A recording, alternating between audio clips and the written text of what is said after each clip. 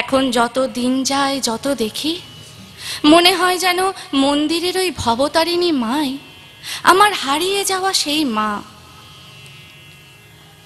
তাই শুনে বর্দি বললেন, না রে বোকা, আমি তা বলছি না।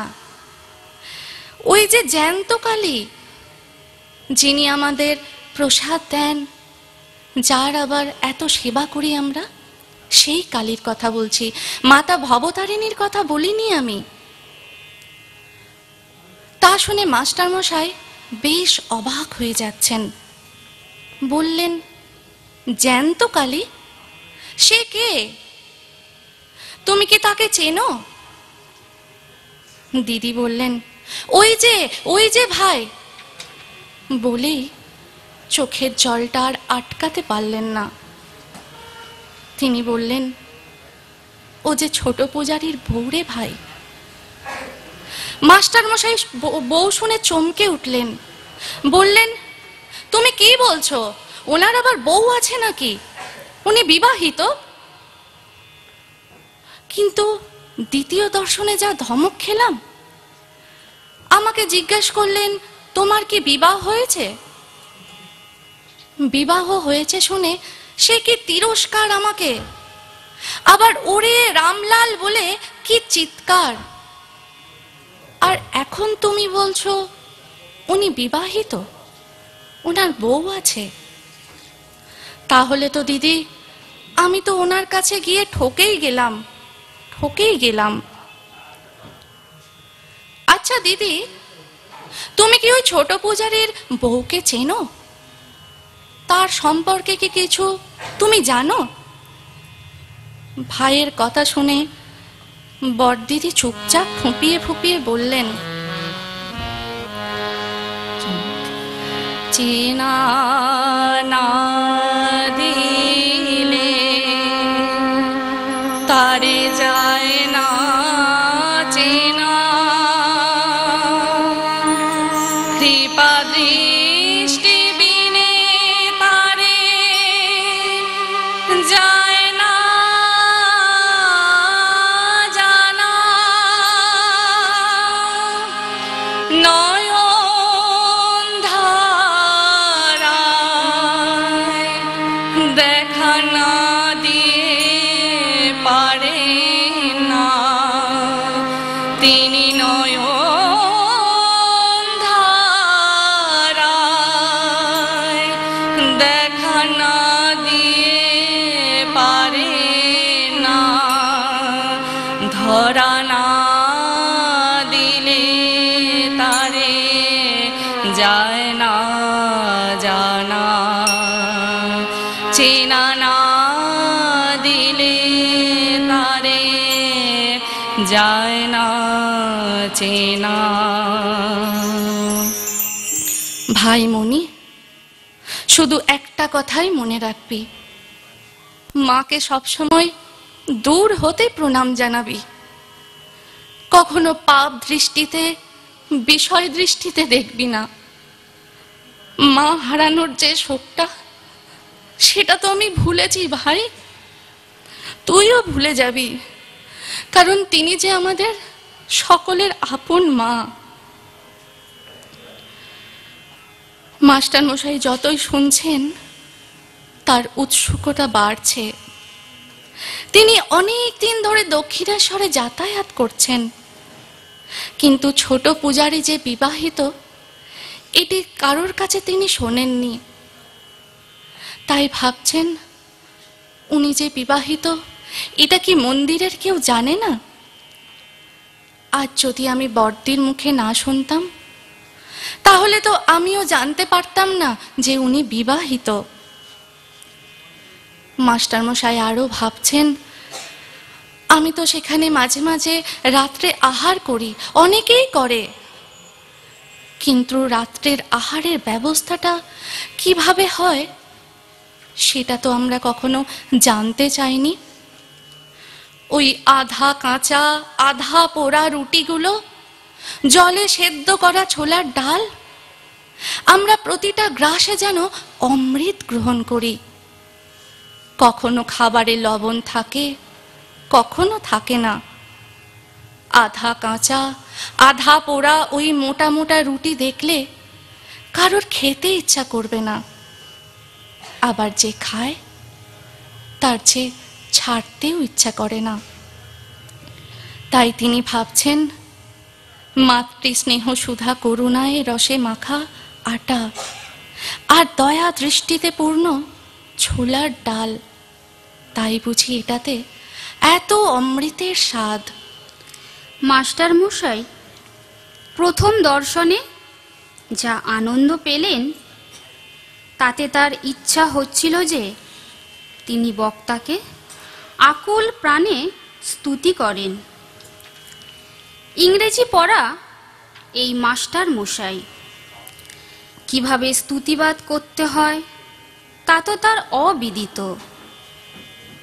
বিশুদ্ধ ভাষার সুসম্বন্ধ বাক্য প্রয়োগেও তিনি যে অনভিজ্ঞ, অন্তর্যামী প্রভু সেটি জানতে পেরেই কৃতাঞ্জলি পুটে দণ্ডায়মান মহেন্দ্রগুপ্তের প্রতি দয়া করে সিংহ অভয়দানে কৃতার্থ করলেন। ছেঁড়া কাপড়, কাঁধে ছেঁড়া গামছা, তবুও যেন মোহন বেশ তার, তা দেখে একেবারে পুলকিত মহেন্দ্র। প্রভুর কৃপাবশে প্রভুর প্রতি একান্ত প্রেম পরায়ণ হয়ে উঠলেন। বিশ্ববিখ্যাত কীর্তি সম্পদ দান লাগে অযাচিত কৃপা লাভে ধন্য হলেন। বাক শক্তি ও হাত দুটিকে উজ্জীবিত করে দিলেন অভয় দানে। মাস্টার মশাই নিশ্চিত রূপে তা অনুভব করছেন আর মনে মনে গুনগুন করছেন।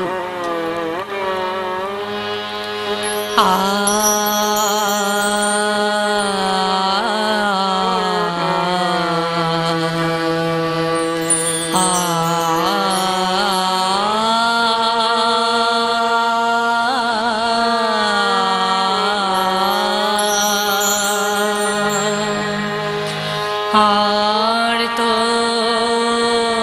বন্ধু শরণাগত করে না, আর তো বন্ধু শরণাগত করে না। ভক্ত গানের বাঞ্ছা কল্পতরু হে নয়নাভিরাম,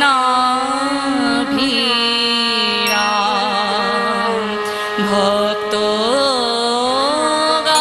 গানের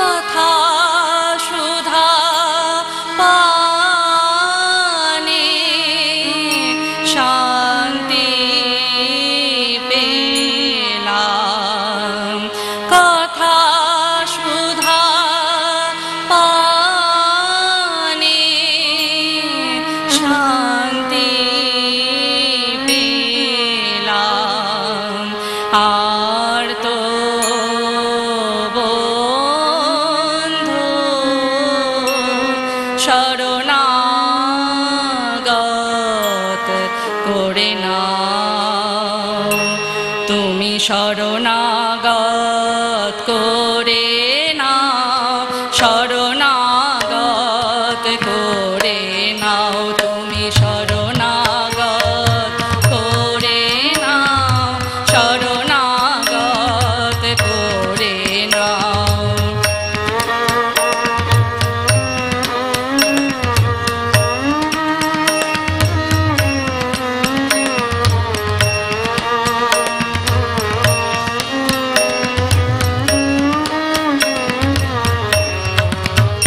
তুমি শরণাগত করে নাও, শরণাগত করে নাও।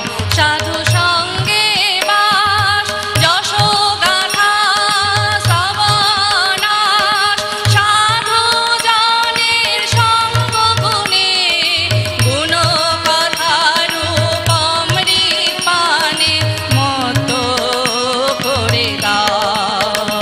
তুমি শরণাগত করে নাও, শরণাগত করে নাও, তুমি শরণাগত করে নাও, শরণাগত করে নাও। তিনি তখন ভাবছেন, ভ্রমর যদি অনায়াসেই পারিজাত পুষ্প লাভ করে তার মধুপানে মত্ত হয়, তাহলে ভ্রমর অপর নিষ্পৃষ্ট পুষ্পের কামনাই করে না। আজ প্রথম দর্শনেই সর্ববিষয় বাসনায়াহা উপশান্তিহি। মাস্টারমশাই একটি কথা শুনে তো একেবারে অবাক হয়ে গেছেন। প্রভু বলেছেন যে ভক্ত অধীনতা বশত স্বাধীনতা রক্ষা করতে পারেন না। তিনি যে ভক্তের ইচ্ছা অধীনরূপ লীলা করেন। মাস্টারমশাইয়ের দৃষ্টিতে গীতা মন্দিরের মন্ত্রটি যেন জ্বলজ্বল করে উঠল। যে যথামাং প্রপদ্যন্তে তাং তথৈব ভজামি অহম। মাস্টারমশাই সর্ববিধ কামনা বাসনা বিসর্জন দিয়ে শরণ নেবার জন্য একেবারে উঠে পড়ে লেগেছে, একেবারে ব্যাকুল হয়ে উঠছেন। প্রভু যে ভক্তের প্রেম বন্ধনে বাঁধা পড়েন, সেটি তো কেবল জীবের বন্ধন দশা কাটানোর জন্যই। তিনি যদি ভক্তের প্রেম বন্ধনে বাঁধা না পড়েন, তাহলে যে জগৎ জীবের বন্ধন দশা কাটবেই না। প্রভুর অনিন্দ সুন্দর মধুর মূরতি যা দর্শনেই জীবের বন্ধন দশা একেবারে কেটে যায়। তখন জীবের স্মৃতিরাজ্যে কেবল প্রভু আর প্রভু। স্মৃতিরাজ্যের সবটাকেই জুড়ে ভাবের স্রোতে গা ঢেলে দেওয়া যেন মন প্রাণ পাগল করা মধুর মূরতি একেবারে আত্মহারা দিশে হারা হয়ে যায়। হৃদয়ের ধন যেন সকলের হৃদয় জুড়েই আছেন।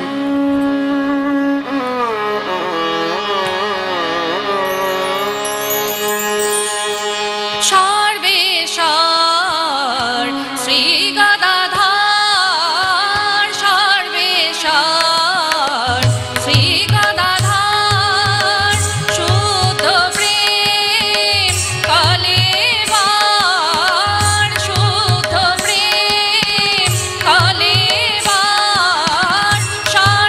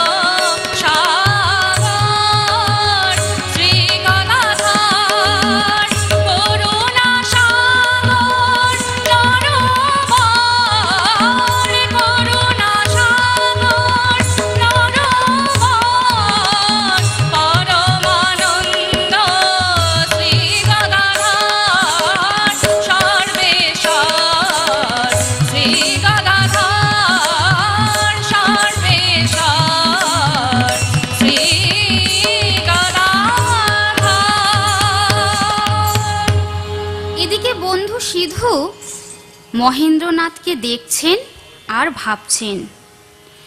মনে শান্ত বটে, কিন্তু এখন এমনটি কেন হলো?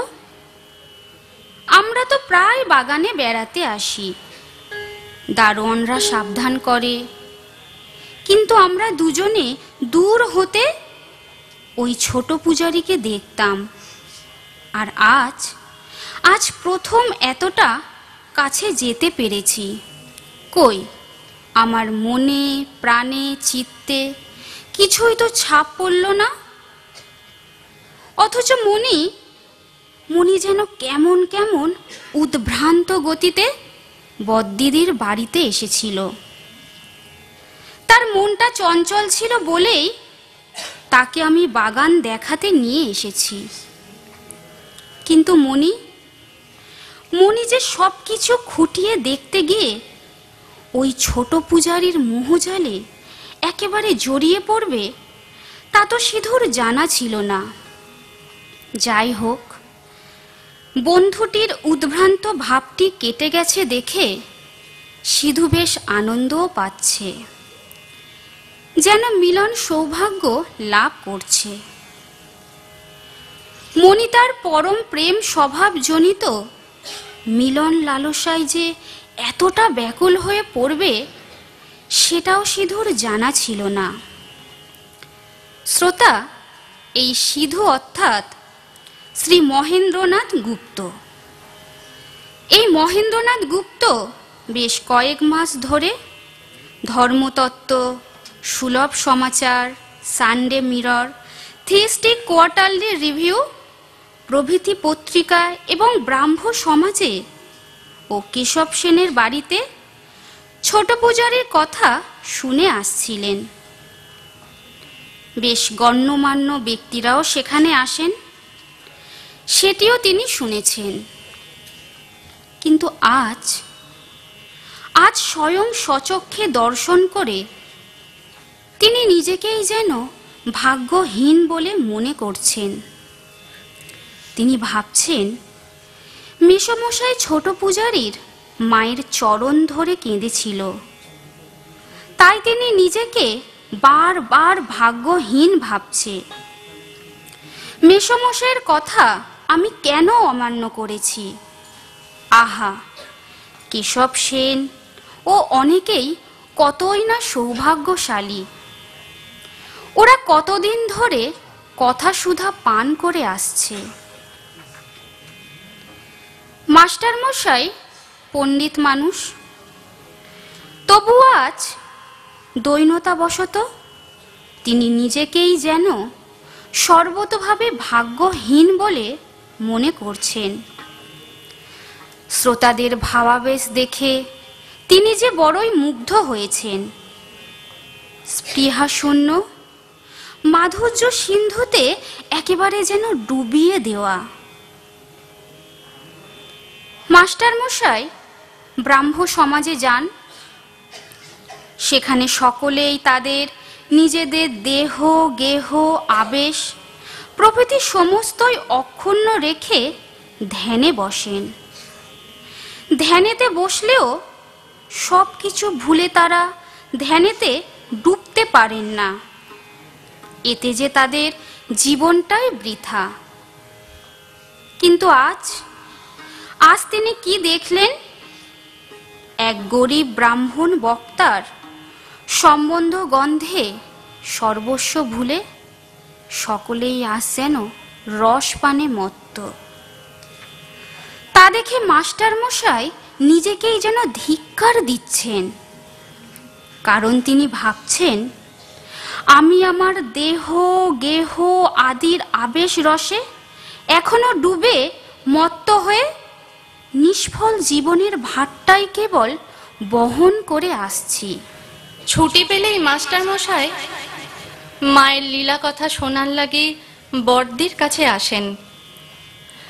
এই বড়দি একবার মণি ভাইকে সঙ্গে করে নিয়ে মায়ের চরণ স্পর্শ করিয়ে আনেন। এরপর একদিন বড়দির কাছে গেলে বড়দি বলেন, জানিস ভাই মণি, ওই বাগানে একটা অতি সাধারণ মালিও তোর জামাইবাবুর শুধু রোগী মাত্র নয় রে, যেন পরাণের বন্ধু। কারণ ওর কাছেই তো ছোট পূজারীর সকল কথা শুনেছিলাম। রানী রাসমণির কত আদরের ঠাকুর তিনি, একেবারে যেন প্রাণ দেবতা।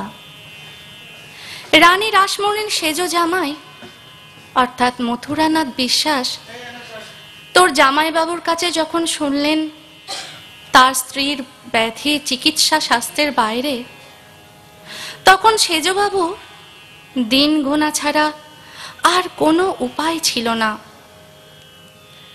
তিনি হতাশা ভরে মনে যেন চারিদিকে অন্ধকার দেখছে। এই রকম অবস্থায় তোর জামাইবাবুর কাছে চোখের জল ফেলছেন আর বলছেন, কবিরাজ মশাই, এইটুকু সময়ের জন্যই কি আনন্দটা পাওয়া ছিল? ছিলাম তো বেশ ভালোই ছিলাম। গরিব ঘরে এক খেতে না পাওয়া এক হতদরিদ্র যুবক, যে দুবেলা খেতে পারত না, সপ্তাহে মাত্র 2 দিন পেট ভরে খেতে পেত। যানবাজারে কাছারিতে দারোয়ান লাগবে, তাই সেখানে দারোয়ানের জন্য নাম লিখাতে আসতেই রানীমায়ের সুনজরে পড়ে যাই। রানীমায়ের সুনজরে পড়তেই একেবারে সেজ জামাই হয়ে ঘর জামাই হয়ে গেলাম। যেমন করে এক হত দরিদ্র কৈবর্তের মেয়েকে যানবাজারে জমিদার পুত্র চিনেছিল, ঠিক তেমনি আমাকেও রানীমা চিনলেন। সেজকন্যা মারা গেল, পুনরায় কনিষ্ঠা কন্যাকে দান করলেন। কিন্তু তাতে কি লাভ হলো কবিরাজ মশাই? সেই তো আমাকে সর্বস্ব হারা হতে হবে যদি আমি জগদম্বাকে হারাই। আমার একটাই দুঃখ, আমি আমার বাবার সেবা করতে পারবো না, তার চরণ স্পর্শ করতে পারবো না। যদি জগদম্বাকে হারাই, তাহলে যে এই জমিদারির ওপরে আমার আর কোনো অধিকারই রইবে না। সেদিন মথুর বাবুর কান্নায় সেখানে উপস্থিত সকলে কেঁদেছিল। জানো ভাই মণি, তোমার জামাইবাবু শুধু একটাই কথা বললেন, তুমি শুধু তারই কাছে যাও, তার কাছে গিয়ে তোমার মনের কথা সব বলো। তা শুনে মথুর বাবু তার বাবার কাছে যান। সেই পোশাক নেই, সেই জুতো নেই, শরীরটাও যেন 40-এর ওজন কমে গেছে। হঠাৎ করে দেখলে কেউ বলবে না এই সেই সেজবাবু। জানিস তো ভাই, এই সময় না ওই বাগানের দিকে কেউ যেত না। তখন ওখানে একটা ব্রহ্ম ব্রহ্ম নিরাকার নিরাকার রব উঠেছিল। সেজবাবু দেখলেন তার বাবা পঞ্চবটিতে একান্তে একেলা বসে আছেন। অতি সন্তর্পণে বাবার পা দুটি ধরলেন, ধরে কাঁদছেন। কিন্তু তার বাবার তো 6 মাস ধরে শুধু ব্রহ্ম ব্রহ্ম করছেন, যেন কোনো দিকে হুঁশ নেই। সর্ব অন্তর্যামী সেজবাবুর বাবা অবশেষে চোখ মিলে তাকালেন, বললেন, কি কি হয়েছে মাথুর? ইমন কইরে তুমি কাঁদুছি কেন গা? বাবার কথা শুনে সেজবাবু সব কিছু নিবেদন করলেন।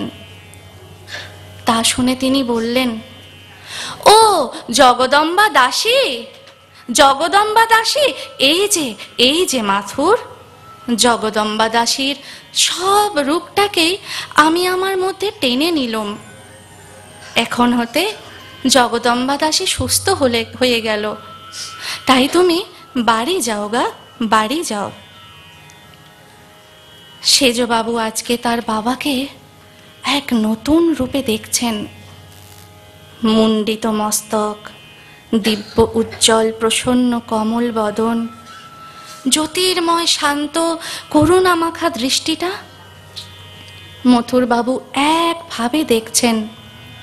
শ্রোতা, আমরা তো সকলেই জানি ভক্ত লাগি ভগবান তার স্বভাবটা বদলান, তার